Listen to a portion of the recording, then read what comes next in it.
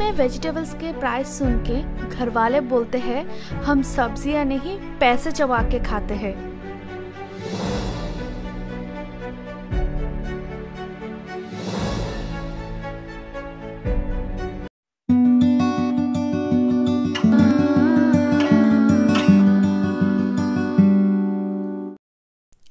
Hello everyone, welcome back to my channel. तो कैसे हैं आप सब लोग? मैं आशा करती हूँ कि आप सब लोग बिल्कुल ठीक है और हम भी ठीक है। तो आज के एक नए व्लॉग में आप सबका स्वागत है।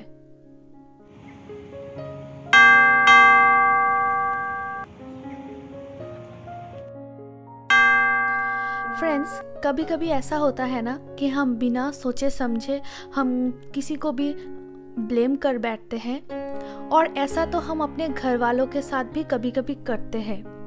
कभी कभी घर में ऐसा होता है ना कि कोई चीज़ टूटा हुआ रहता है, और ऐसा भी होता है कि वो चीज़ हम ही से टूट गया हो, हमें याद नहीं रहता है, और फिर हम घर के जो और सदस्य हैं उनको ब्लेम डाल देते हैं कि ये या तो बच्ची ने किया है या तो आपने किया है, मैंने तो नहीं किया है। ऐसा होता है ना, आपके साथ भी कभी ना कभी तो ऐसा होता ही है।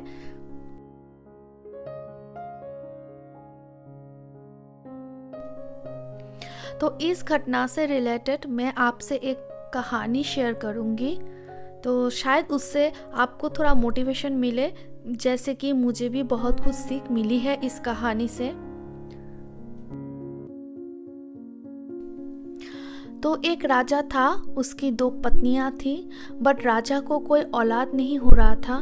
तो राजा बड़े चिंता में थे कि अगर उनको कोई औलाद नहीं होगा तो उनके बाद उनके सिंहासन को कौन संभालेगा।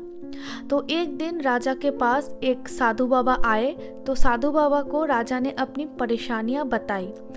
तो साधु बाबा ने राजा को एक फल दिया और राजा को बोले कि इस फल को काट के अपनी दोनों पत्नियों को खिलाने के लिए। तो दोनों पत्नियों को राजा ने खिलाया फल काट के, और कुछ महीनों के बाद दोनों पत्नियां गर्भवती हुए और उनको बेटा प्राप्त हुआ। दोनों को ही 2 बेटे प्राप्त हुए।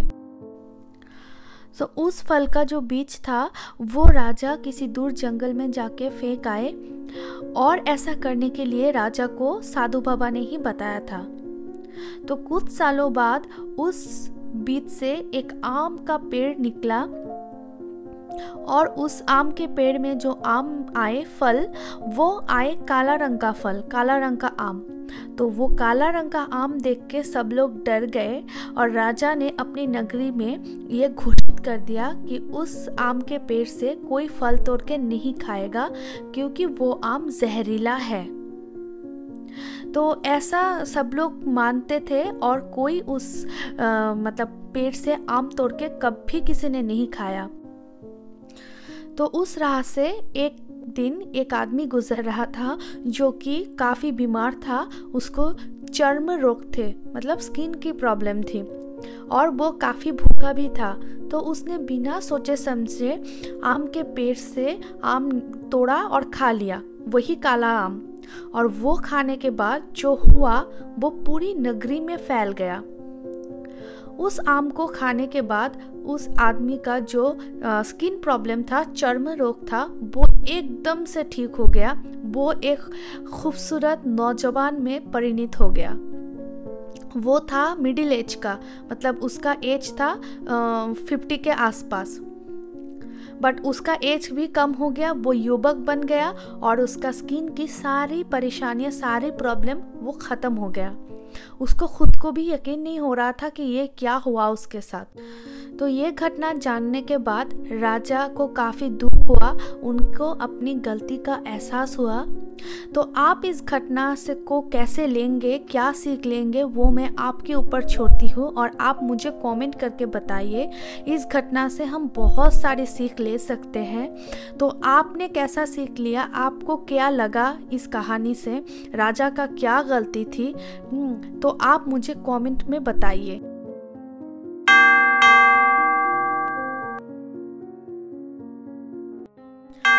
आज भी मैं आपके लिए एक बहुत ही ज़्यादा यूज़फुल किचन टिप्स लाई हूँ।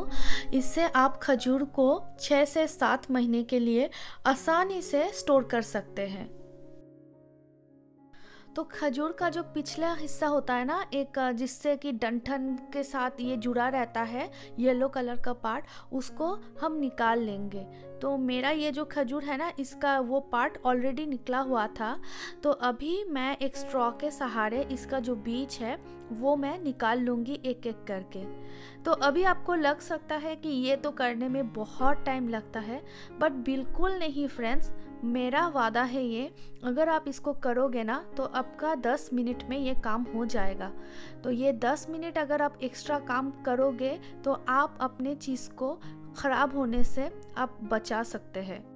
तो अभी एक एक करके खजूर से सारे बीजों को मैंने निकाल लिया है, ये देखिए। तो अभी एक कांच के जार में मैं इसको टाइट करके फ्रिज में रख दूंगी। तो कांच का ही होना चाहिए जार। तो कांच के जार में अगर इसको रखोगे फ्रिज के अंदर तो 6-7 महीना क्या, आप 8 महीना भी इसको स्टोर कर सकते हो। बट गीले हाथों से कभी भी खजूर को टच नहीं कर सकते आप।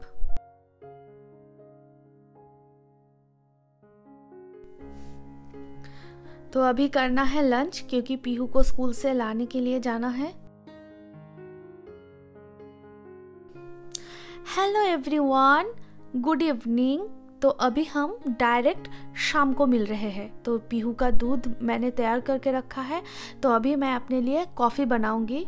नॉर्मली मैं चाय पीती हूँ शाम के टाइम, बट आज बहुत मन कर रहा है कि मैं कॉफ़ी पीऊँ।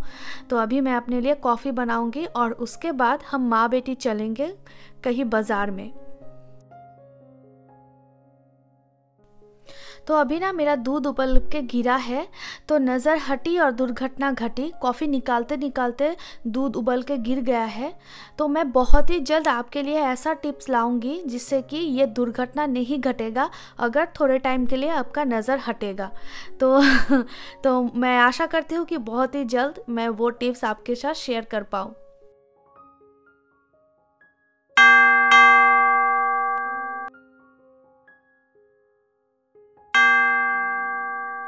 और तो देखिए, ये जो जला हुआ दिख रहा है आपको, तो दूध गिरने के वजह से हुआ था। और इसको साफ़ करने के लिए भी मेरे पास टिप्स है। ये बिल्कुल साफ़ हो जाएगा, आपको दिखेगा भी नहीं नेक्स्ट टाइम मेरे गैस के ऊपर ये। तो वो भी मैं आपके साथ शेयर करूँगी किसी ना किसी वीडियो में। ওই টাইপের বাসগুলো অনেক দূরে যায়।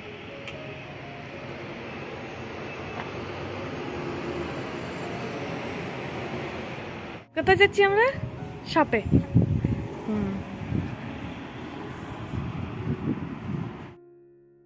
तो देखिए, आम का दाम 99.99 kg, मतलब 800 रुपये किलो। हरी मिर्च है अपने इंडियन करेंसी के हिसाब से 1200 रुपये किलो। भिंडी भी है 800 रुपये किलो अप्रोक्स अपने इंडियन करेंसी के हिसाब से। यहाँ पे ये देखिए, ये सारे सब्जियाँ यहाँ पे जो दिख रहे हैं आपको, ये सारे हैं 800 रुपये किलो हमारे इंडियन करेंसी के हिसाब से, अप्रोक्स 800 रुपये किलो। देखिए करेला कितना महंगा है, ये है अप्रोक्स 1200 रुपये किलो। ये है ड्रम स्टिक, ये है अप्रोक्स 1200 रुपये किलो। ये बैंगन भी 800 रुपये किलो। और इसको तो हम कचू बोलते हैं, आई डोंट नो इसको हिंदी में क्या बोलते हैं, ये भी 800 रुपये किलो। तो इन वेजिटेबल्स के दाम जब घरवाले सुनते हैं तो वो सर पे हाथ रख के बैठ जाते हैं और बोलते हैं कि तुम लोग वेजिटेबल्स नहीं, तुम लोग पैसा चबा के खाते हो। सच में यहाँ पे बहुत एक्सपेंसिव है इंडियन वेजिस।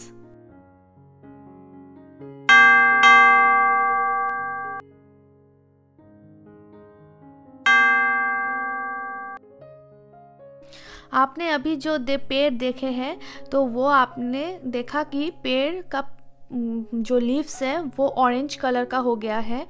तो वो इसलिए है क्योंकि ऑटम यहाँ पे स्टार्ट हो गया है और ऑटम में सारे पत्तों के कलर यहाँ पे एकदम चेंज हो जाते हैं, ऑरेंज और रेड कलर हो जाते हैं। तो ये नेचुरल है, ये कैमरे के वजह से नहीं है। तो बहुत सुंदर लगता है ये चीज़ यहाँ पे। इस टाइम पे ना पूरा स्वीडन एकदम कलरफुल हो जाता है।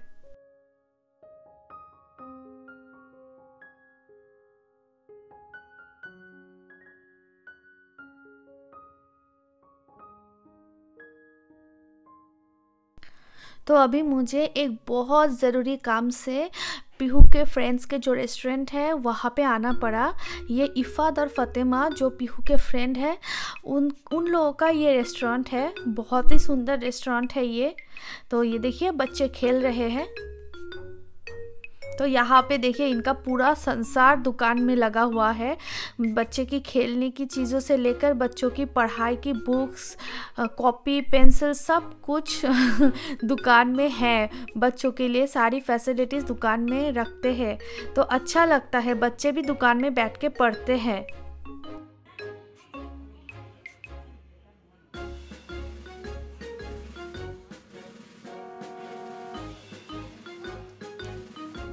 तो यहाँ पे मैं करूँगी एक छोटा सा रिक्वेस्ट कि अगर आज का ये व्लॉग अगर आपको अच्छा लगा है तो प्लीज़ बिना भूले एक लाइक कर दीजिए। और अगर आपने सब्सक्राइब नहीं किया है तो प्लीज़ सब्सक्राइब कीजिए। और अगर आपने कर लिया है सब्सक्राइब तो आपको मेरे और मेरे परिवार की तरफ से बहुत बहुत शुक्रिया। तो चलिए मिलेंगे फिर किसी नए व्लॉग के साथ। तब तक आप अपना ख्याल रखिए। आज के लिए बस इतना ही। Tata, bye bye.